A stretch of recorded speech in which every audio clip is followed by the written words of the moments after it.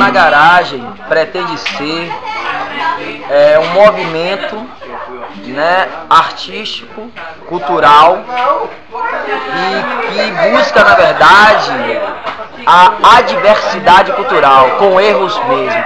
Não é a diversidade cultural, de diversas culturas.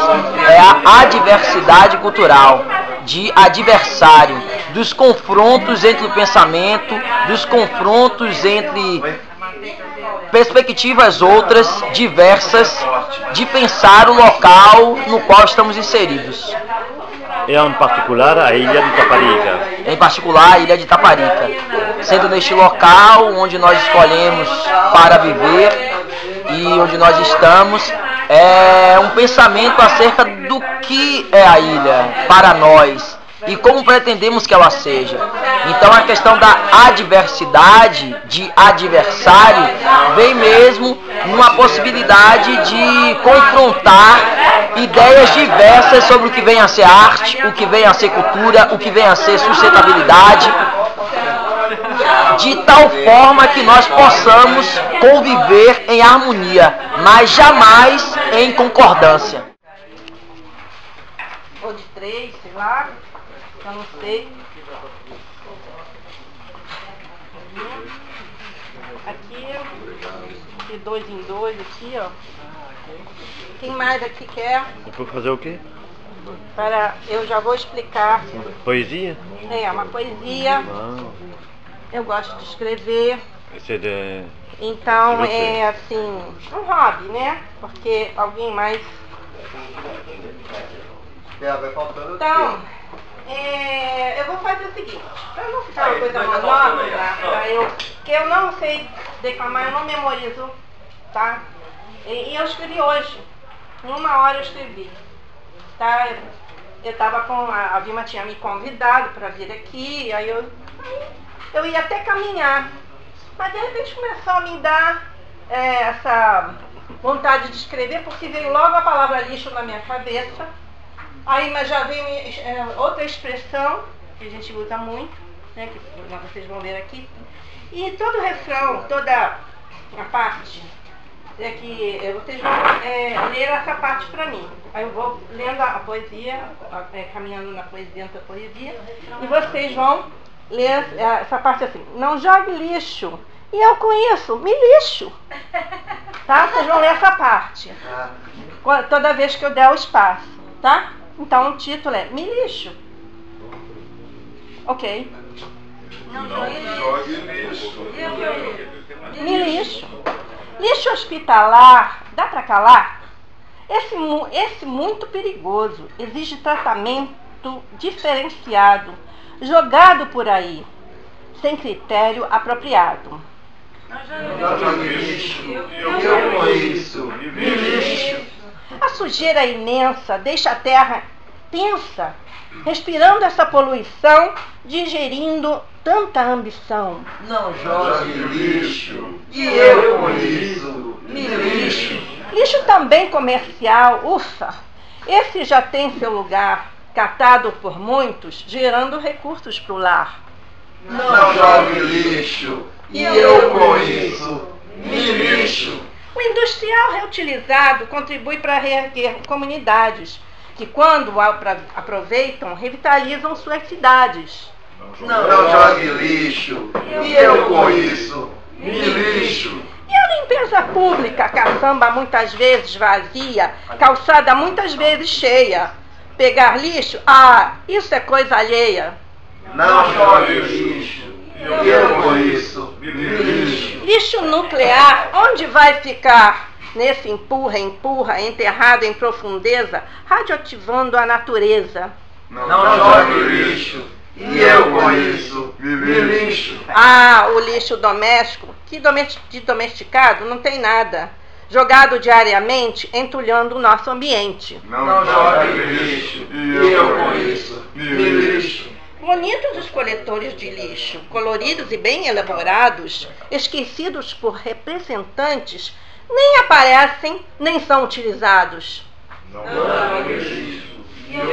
Está faltando como vocês colaborarem aqui. Reciclar com urgência, os lixões da terra-mãe não consegue mais engolir, e esse insalubre sanduichão ela quer expelir. Não jogue lixo, e eu com isso me lixo. Então continua esse pesadelo sem atenção especial, educação sem desvelo, matando o sonho ambiental. Não jogue lixo, e eu com isso me lixo. Por isso, pro lixo, continuam dizendo me lixo.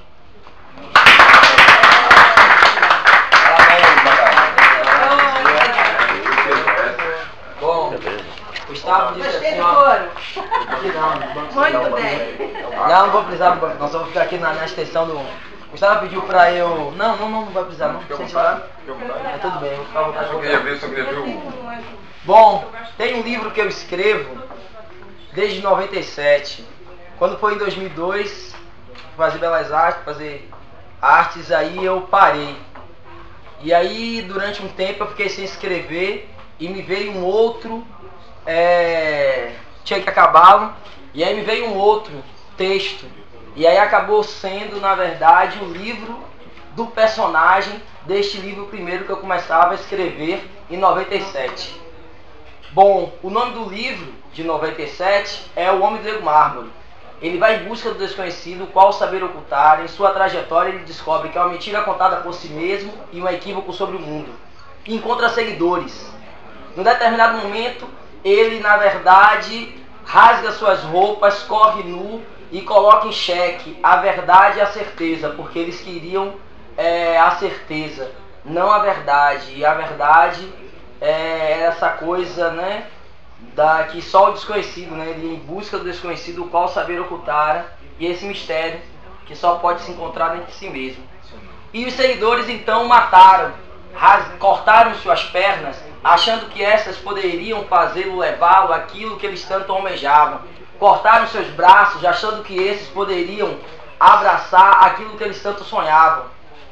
Arrancaram seus olhos, achando que estes poderiam fazer vê-los o que tentavam contemplar. Arrancaram seus ouvidos, achando que estes poderiam fazê-los ouvir aquilo que eles tanto esperavam. E por fim, arrancaram seu coração, achando que estes poderiam fazê-los sentir aquilo que tanto esperavam.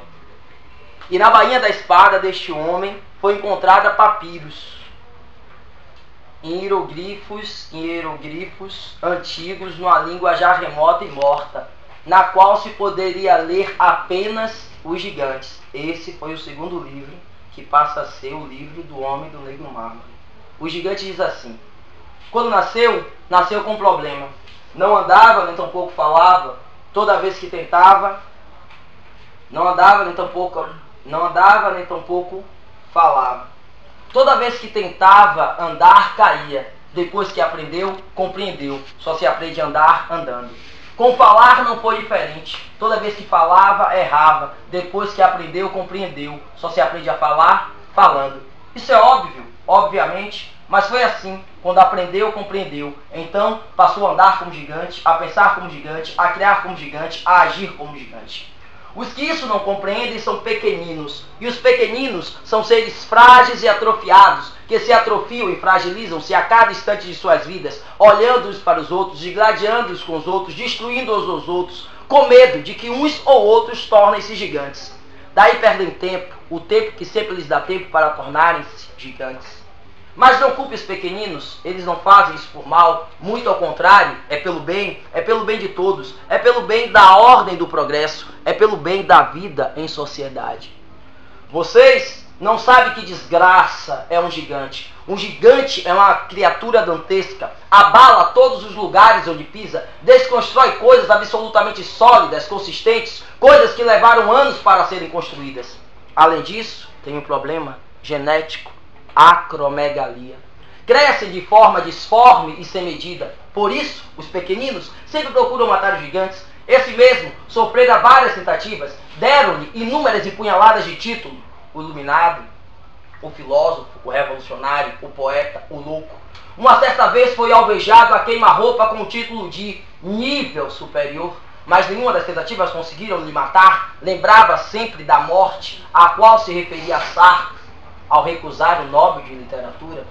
Sem jamais esquecer Nietzsche. Segundo Shakespeare, É bom ter a força do gigante, mas é estupidez usá-la como tal. Obrigado. E aí eu não consegui mais parar de escrever, e foi escrevendo. Tão lindo. E esse livro eu tento acabar, mas não, aí eu já falo de amor, já falo de liberdade, já falo nessa metáfora entre pequeninos e gigantes. O que seria o amor de um pequenino e o que seria o amor de um gigante? O pequenino sufoca ao amar, o gigante simplesmente deixa livre. A tal ponto de que às vezes, se relacionando com pequeninos, acham que é apenas desprezo. E vai. Obrigado. Parabéns. Vamos estar para tentar sair, eu vou ter que assumir, né? Não, você já está aqui? Não, venha. Não vou precisar não, sair da Oh. 10 minutos.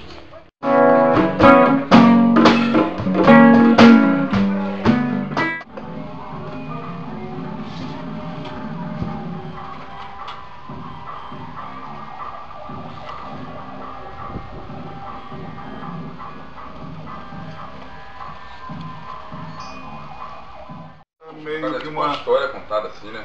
Então, que é a pergunta dela, né? O que é dança-teatro? Dança-teatro é quando você tem um personagem, quando você tem um roteiro, né? E você expressa esse roteiro, essa dinâmica, através da dança, porque a estrutura ali é de dança, não é uma estrutura teatral. Se você mostra isso para um ator, ele vai dizer, ah, mas isso é um espetáculo de dança, né?